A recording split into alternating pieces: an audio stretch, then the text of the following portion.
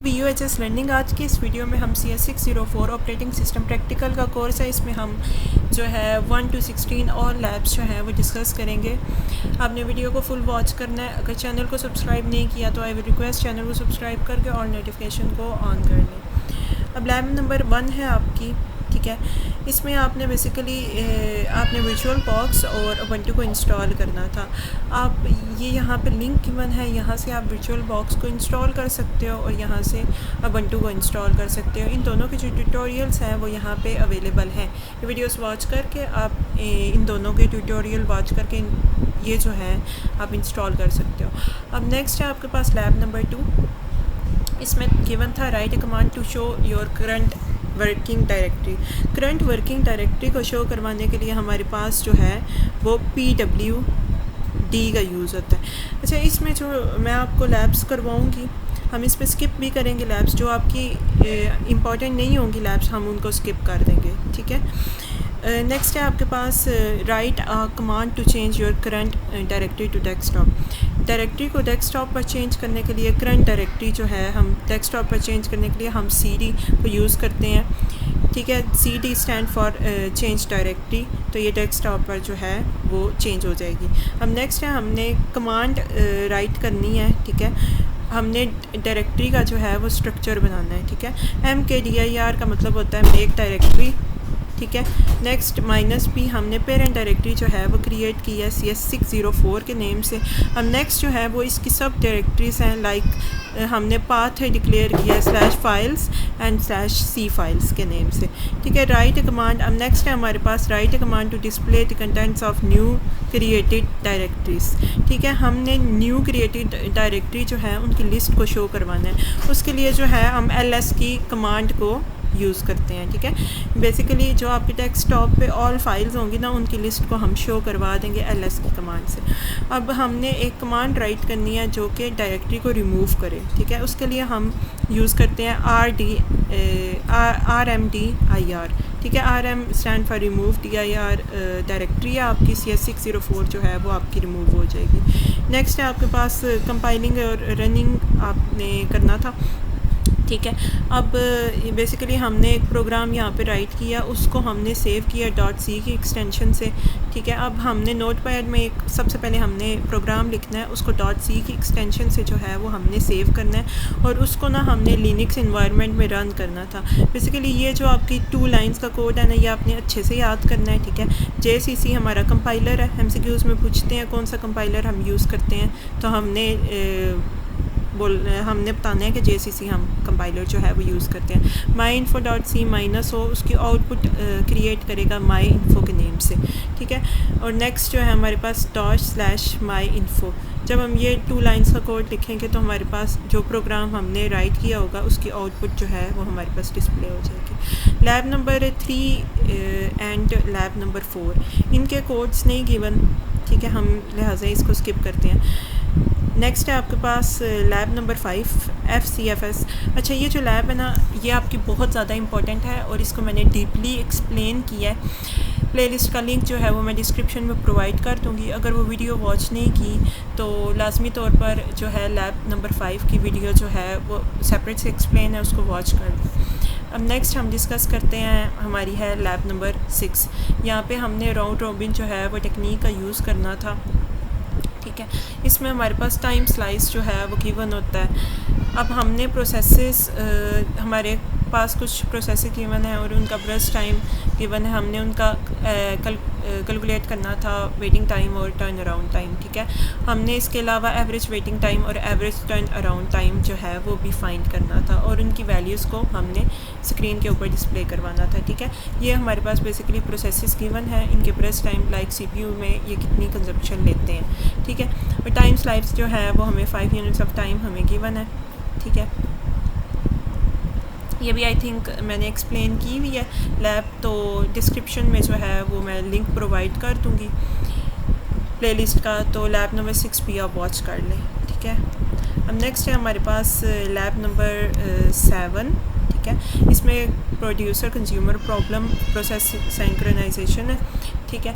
अब इसमें ना हमें प्रोड्यूसर कंज्यूमर प्रॉब्लम जो है वो डिस्कस करनी है। प्रोड्यूसर वो होता है जो कि इंफॉर्मेशन को प्रोड्यूस करता है और कंज्यूमर वो होता है जो कि प्रोसेस को कंज्यूम करता है, ठीक है। आपने यहाँ पे जो है प्रोड्यूसर कंज्यूमर प्रॉब्लम जो है वो यूज़ करनी है और मेमोरी बफर जो है आपने इसमें यूज़ करना है जो कि शेयर करेगा प्रोड्यूसर्स और कंज्यूमर के प्रोसेसेस को।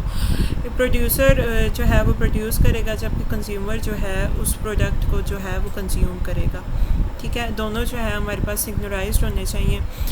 कंज्यूमर जो है does not try to consume an item, consumer जो है हमारे पास बेसिकली वो आइटम कंज्यूम ना करे जो कि अभी तक प्रोड्यूस ही नहीं हुआ। अब इसमें हमारे पास इस प्रोग्राम में the user will take size of buffer, सबसे पहले हमने बफर का साइज़ लेना है यूज़र से, ठीक है। फिर दैन प्रोड्यूसर प्रोसेस, फिर उस प्रोड्यूसर्स ने जो है उस प्रोसेस को प्रोड्यूस करना है, ठीक है। फिर बफर में जो है आइटम को प्रोड्यूस करना है और कंज्यूमर ने जो है वो आइटम कंज्यूम करने हैं और हमने इनकी वैल्यूज़ जो है वो डिस्प्ले पर शो करवानी है। हमारा कुछ आउटपुट इस तरह का होगा। प्रोग्राम हम देख लेते हैं। हेडर की फ़ाइल हमने इंक्लूड की है, ठीक है। इंट बफ साइज़, ये हमने कुछ वेरिएबल डिक्लेयर की हैं। प्रोड्यूस इक्वल टू 0 इनिशलाइज़ करवाई है। प्रोड्यूस कंज्यूमर और काउंटर हमने यूज़ किया है इसमें जो कि काउंट करेगा और हमने इन आउट जो है वो यूज़ किया। अब इसमें बेसिकली हमने सबसे पहले बफर का साइज़ जो है वो हमने स्क्रीन के ऊपर डिस्प्ले करवाई है, ठीक है। स्कैन एफ के थ्रू जो है यूज़र प्रॉम्प्ट करेगा इनपुट, ठीक है, वो बफर साइज़ बताएगा।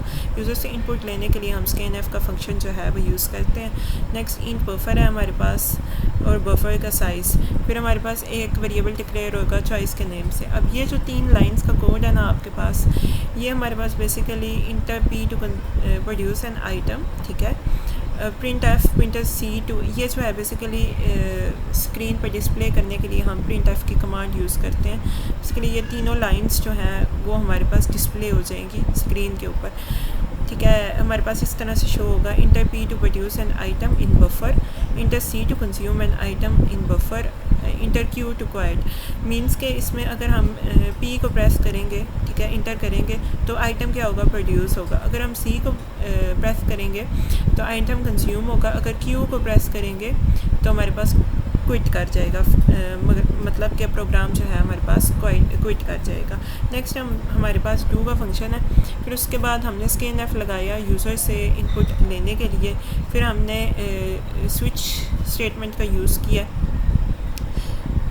बेसिकली ये आपके लिए बहुत इम्पॉर्टेंट है। इसमें ना हमारे पास ये जो है कमेंट आता है, आपको इन दोनों में से कोई भी कोड जो है वो राइट करने के लिए दिया जा सकता है। ये आपके पास मोस्ट इम्पॉर्टेंट है, ठीक है। ये पेपर में लाजमी तौर पर आता है। यहाँ तो आपने प्रोड्यूसर का कोड लिखना होता है, यहाँ से लेकर यहाँ तक जो है वो आपका प्रोड्यूसर का कोड है। यहाँ तो आपने कंज्यूमर का कोड जो है वो राइट करना होता है। इनको जो है वो आपने अच्छे से करना है। सारा कोड आपके पास राइट होता है, जस्ट आपने प्रोड्यूसर या कंज्यूमर का कोड, उनकी मर्ज़ी होती है, या तो वो प्रोड्यूसर का दे देते हैं या कुछ स्टूडेंट्स को वो कंज्यूमर का देते हैं। तो आपने ये अच्छे से जो है इसको तैयार करना है, ठीक है। If counter equal to buffer size, अगर हमारे पास जो बफर साइज़ जो है वो फुल है तो हमने प्रिंट करवा देना है बफर हमारे पास फुल है। अगर ऐसा नहीं है तो हमने वैल्यू को जो है वो इंटर करवा देना है और स्कैन एफ के थ्रू जो है वो वैल्यू जो है हम यूज़र से लेते हैं। फिर उसके बाद buffer in equal to produce, in equal to in +1 buf size और काउंटर में जो है हम प्लस करवा देंगे, ठीक है। कंज्यूमर का कोड इस तरह से है। If counter equal to 0 printf buffer is empty, ठीक है। अगर हमारे पास काउंटर जो है वो 0 के बराबर है तो बफर हमारा जो है वो एम्प्टी है। नेक्स्ट है हमारे पास कंज्यूमर के लिए जो है 8, जिसमें हमने इम्प्लीमेंट करनी है डाइनिंग फ़िलासफ़र प्रॉब्लम। इसमें जो जस्ट बेसिकली आपने इसकी थ्योरी रीड करनी है। इसका जो कोड है ना वो आपको करने की ज़रूरत नहीं है क्योंकि वो इम्पॉर्टेंट ही नहीं है। आपने जस्ट यहाँ पे इस प्रॉब्लम को समझना है। लाइक 5 फ़िलासफ़र हमारे पास इसमें होते हैं जो कि वर्क जो है उनका या तो वो सोचते हैं या खाते हैं, ठीक है। वो एक गोल राउंड टेबल है, उसके अराउंड बैठे हुए हैं, ठीक है। 5 फ़िलासफ़र है और हमारे पास 5 ही चॉपस्टिक्स गिवन है, ठीक है। अब हमारे पास प्रॉब्लम ये आती है कि अगर एक मतलब एक टाइम में 5 फ़िलासफ़र एक साथ जो है अपने बाउल से पास्ता वगैरह नहीं खा सकते, ठीक है।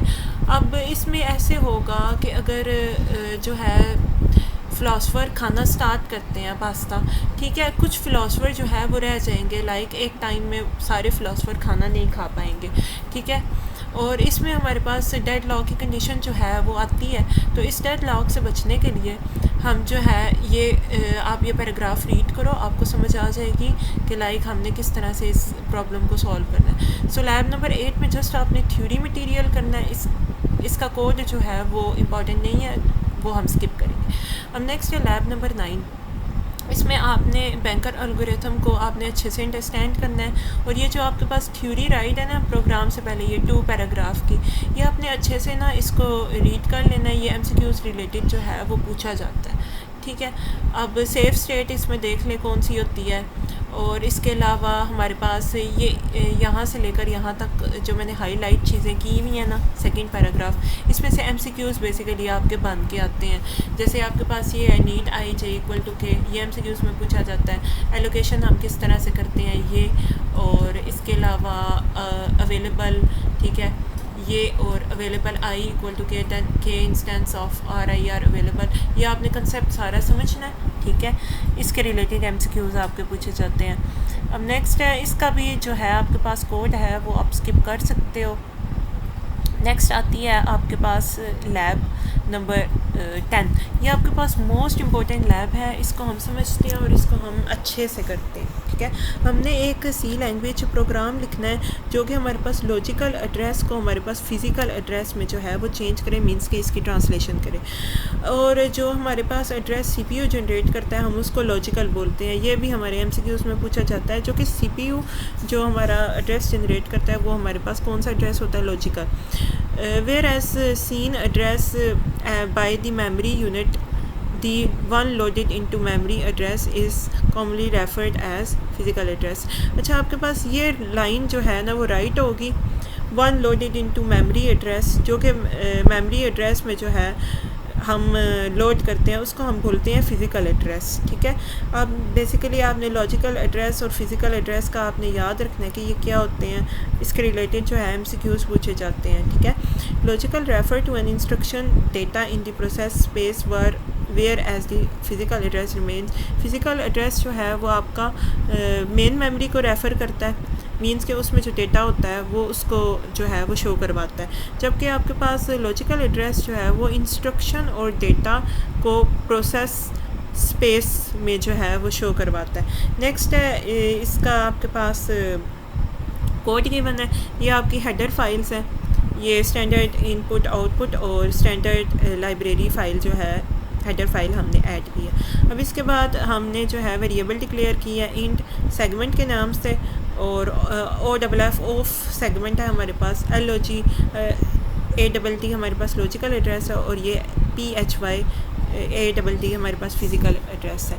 अब हमने प्रिंट एफ की कमांड्स लगाई हैं कन्वर्टिंग 16 बिट। अब ये जो है ना इतनी सी लाइन हमारे पास शो होगी लाइक आउटपुट में, converting 16 bit logical address to 20 bit physical address. ये आपके लिए बहुत इंपॉर्टेंट है, और ये प्रोग्राम काफ़ी छोटा सा है तो आपने इसकी प्रैक्टिस करनी है, ये पेपर में काफ़ी दफ़ा आ चुका है, ठीक है। नेक्स्ट जो है प्रिंट एफ की हमने कमांड्स यूज़ की हैं, और फिर उसके बाद स्कैन-एफ यूज़र से इनपुट लेने के लिए हम स्कैन-एफ का यूज़ करते हैं। सेगमेंट जो है हमने वैल्यू यूज़र से हमने ले लिया, ठीक है। और नेक्स्ट पहले हमने ये डिस्प्ले करवाया 16 बिट सेगमेंट वैल्यू, फिर उसके बाद उस स्कैन-एफ के थ्रू यूज़र से इनपुट लिए, और फिर हमने प्रिंट एफ की फिर हमने 16 बिट ऑफसेट की वैल्यू ली है, फिर स्कैन-एफ की जो है ना हमने कमांड यूज़ की है, ठीक है, जो कि यूज़र से इनपुट लेने के लिए 16 बिट ऑफसेट वैल्यू हमने गेट करवाई है। ये दोनों वैल्यू जो है हमने गेट करवा दी हैं। अब सेगमेंट फाइंड करने के लिए हम सेगमेंट को 16 से मल्टीप्लाई करेंगे, जबकि फ़िज़िकल एड्रेस हम फाइंड करने के लिए सेगमेंट में जो है हम ऑफ सेट को ना हम ऐड करेंगे तो हमारे पास फ़िज़िकल एड्रेस आ जाएगा। फ़िज़िकल एड्रेस का फार्मूला याद रखना है, सेगमेंट प्लस ऑफ सेट, ठीक है। नेक्स्ट है आपके पास आपने प्रिंट करवा देना है 20 बिट फ़िज़िकल एड्रेस, तो आपके पास 20 बिट जो है फ़िज़िकल एड्रेस आ जाएगा।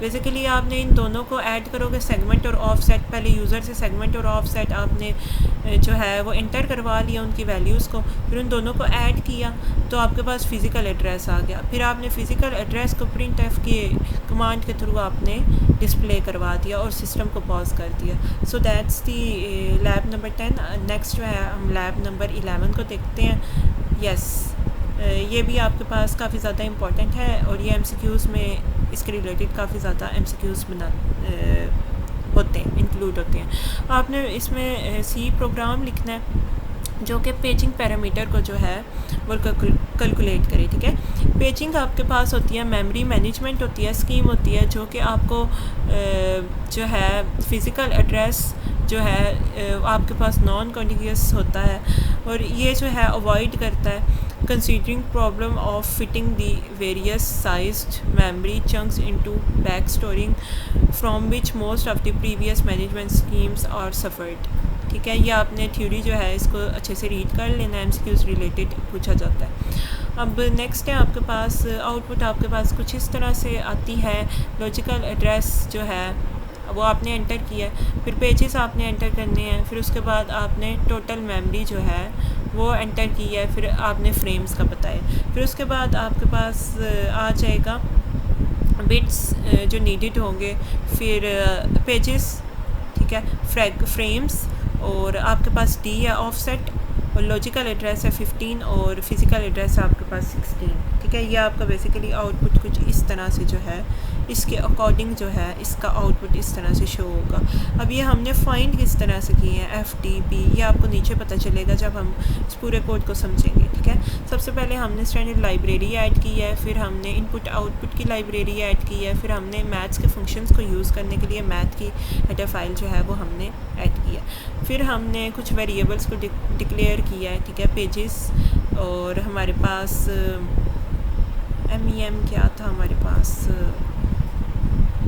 ओके, मेमोरी को ये रेफ़र कर रहा है। मेमोरी हमने वेरिएबल डिक्लेयर करवाई है, और फिज़िकल फ्रेम्स है हमारे पास, और PF, ठीक है, पेजेस, फ्रेम्स, ऑफसेट, LAS आपके पास लॉजिकल एड्रेस है, और PAS आपके पास फ़िज़िकल एड्रेस है। ठीक है, आपने यूज़र्स प्रिंट एफ का फंक्शन से ये स्टेटमेंट जो है आउटपुट स्क्रीन पे प्रिंट करवाई है, फिर आपने नंबर ऑफ़ पेजेस जो है वो प्रिंट करवाए हैं। स्कैन एफ के थ्रू आपने प्रिंट जो है वो यूज़र से ले ली है प्रिंट, फिर टोटल मेमोरी की है, स्कैन एफ के थ्रू जो है मेमोरी आपने यूज़र से ले लिया। फिर उसके बाद आपने फ्रेम्स जो है वो आउटपुट पे शो करवाए हैं, स्कैन एफ के थ्रू यूज़र से फ्रेम्स भी आपने ले लिए हैं। ठीक है, फ़िज़िकल फ्रेम्स जो थे आपके। नेक्स्ट है आपके पास आपने फार्मूला यूज़ किया है P = log 2 पेजेस। ठीक है, log 2 पेजेस जब हम करेंगे तो हमारे पास टोटल नंबर ऑफ़ पेजेस आ जाएंगे, और हमारे पास हम प्रिंट करवा देंगे number of bits needed for P। ठीक है, फिर हमने इसी तरह same log 2 physical frame F के लिए हमने फाइंड कर लिया, फ्रेम्स के लिए, फिर दैन प्रिंट करवा लिया, फिर हमने ऑफसेट के लिए दैन प्रिंट करवा लिया। फिर हमारे पास जो लॉजिकल एड्रेस है, जब हम पेजेस और ऑफसेट को हम ऐड करवाएंगे तो हमारे पास लॉजिकल एड्रेस आ जाएगा। फिर प्रिंट एफ की कमांड के थ्रू उसको डिस्प्ले करवा दिया हमने स्क्रीन के ऊपर। इसी तरह हमने फ़िज़िकल एड्रेस को लिया है। ये आपने फार्मूलाज याद करने हैं कि आपके पास लॉजिकल एड्रेस होता है P + D, इट्स मीन कि P होता है आपके पास physical address plus offset address, और आपके पास PAS होता है आपके पास PAS क्या था आपके पास, वेट, PAS था आपके पास फ़िज़िकल एड्रेस। ठीक है, फ़िज़िकल एड्रेस, और हम, ठीक है, F + D करेंगे तो आपके पास फ्रेम्स और ऑफसेट, और P आपके पास फ़िज़िकल एड्रेस, और D आपके पास ऑफसेट। ये आपने फार्मूलाज अच्छे से याद करने हैं। फिर उसके बाद पेजिंग परफॉर्मेंस के लिए आपको कुछ कोड दिया गया है। ये सिंपल सा ही है, ये आप खुद जो है वो समझ लें। हमने पहले वेरिएबल जो है वो डिक्लेयर करवाए हैं, फिर प्रिंट की कमांड यूज़ की है। ठीक है, फिर स्कैन एफ के थ्रू हमने कुछ यूज़र से इनपुट्स ली हैं। ठीक है, हिट रेशो, बेसिकली ये जो आपके पास ये फार्मूला है ना, इतना सा, ये आपका पेपर में आता है। ठीक है, MCQs में आता है, लाजमी तौर पे आता है। ये फार्मूला आपने अच्छे से याद कर दें। नेक्स्ट है आपके पास lab number 12।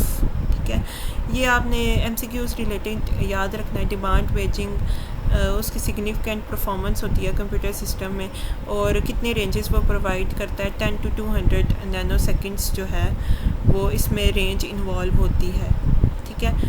Default page default क्या होता है, और ये आपने पैराग्राफ पूरा आपने रीड करना है अच्छे से, ठीक है। इसमें से MCQs आते हैं, और इसके अलावा इसके फार्मूलाज याद रखने हैं, ठीक है। ये P डिवाइड बाय हमने 100 किया था, फिर हमने उसके बाद प्रिंट एफ की कमांड यूज़ की थी। स्कैन एफ के थ्रू जो है पेज फॉल्ट हमने एंटर करवाए, ठीक है। फिर इस तरह हमने पेज स्वाइप टाइम एंटर करवाया, फिर डर्टी पेजेस कितने थे वो एंटर करवाए। Dirty equal to dirty divide by 100 किया तो हमारे पास total number of dirty pages आ गए, ठीक है। फिर आपने ये वाला फार्मूला भी अच्छे से याद करना है, ठीक है। इसमें जो फार्मूलाज आ रहे हैं ना मिनट में, ये आपने अच्छे से करने हैं, ये पेपर में पूछे जाते हैं। अब नेक्स्ट है आपके पास लैब नंबर 13। इसकी भी आपने प्रॉब्लम स्टेटमेंट अच्छे से रीड करनी है। इसमें से आते हैं आपके MCQs, ठीक है। और इसके अलावा अगर आप ये लैब स्किप करना चाहते हो तो आप ये लैब स्किप कर सकते हो, कोई इशू नहीं, ये पेपर में नहीं आती। नेक्स्ट है आपके पास lab number 14।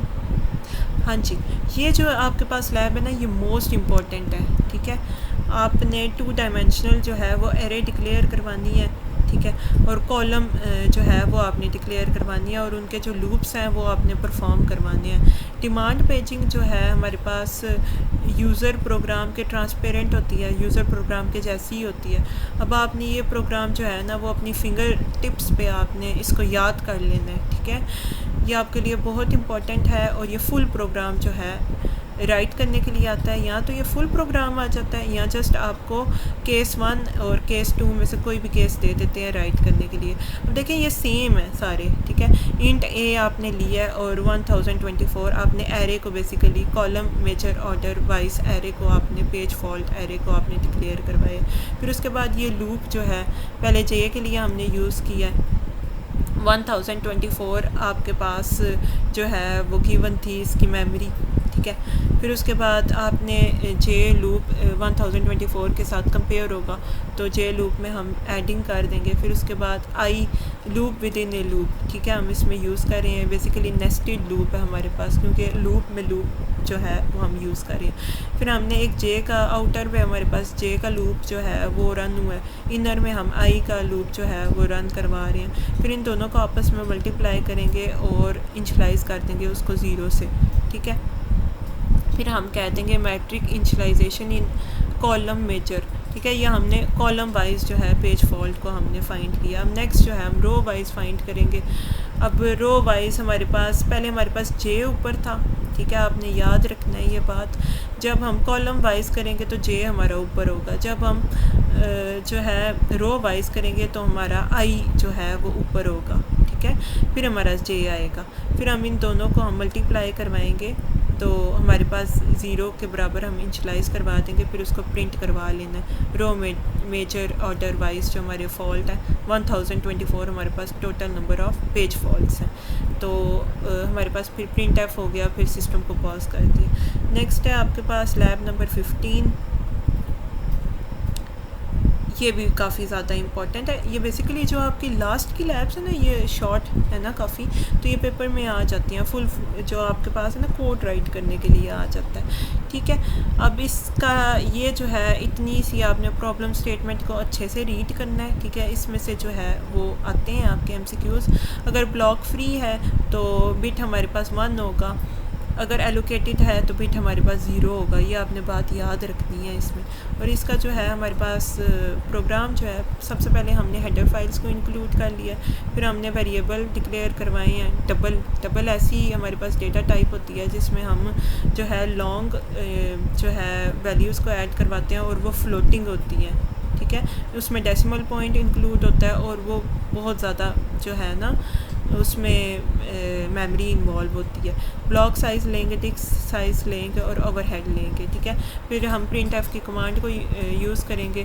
Calculating overhead of ये हमारे डिस्प्ले पे शो होगा। फिर हमने इंटर करना है ब्लॉक साइज़ इन KB, ठीक है। scanf के थ्रू ब्लॉक साइज़ ले लेना है और फिर हमने डिस्क साइज़ इन गीगाबाइट्स, फिर उसको scanf के थ्रू जो है यूज़र से प्रॉम्प्ट इनपुट हमने ले ली। अब इसका फार्मूला आपने अगेन याद रखना है कि डिस्क साइज़ को फाइंड करने के लिए disk multiply by 1024 multiply by 1024 means के रो मल्टीप्लाई बाई कॉलम, ठीक है, ये आपने याद रखना है। फिर उसके बाद ओवरहेड जो है disk size divide by block size, disk size को ब्लॉक साइज़ पे डिवाइड करेंगे, फिर उनको डिवाइड करेंगे 8 मल्टीप्लाई बाय 1024। जब ये दोनों हम फाइंड कर लेंगे तो हमारे पास टोटल ओवरहेड जो है वो आ जाएगा और आपने प्रिंट एफ और सिस्टम को पॉज कर दिया। अब नेक्स्ट है आपके पास लैब 16। ये जो है पेपर पॉइंट ऑफ व्यू से इम्पॉर्टेंट नहीं है तो आप इसको स्किप कर सकते हैं। So that's the full labs. सो जो चीज़ें आपको अच्छे से करवाई गई हैं आपने जस्ट वही प्रिपेयर करनी है और MCQs की जो वीडियोस हैं वो मैं नेक्स्ट जो है वो डिस्कस कर लूँगी। Thanks for watching.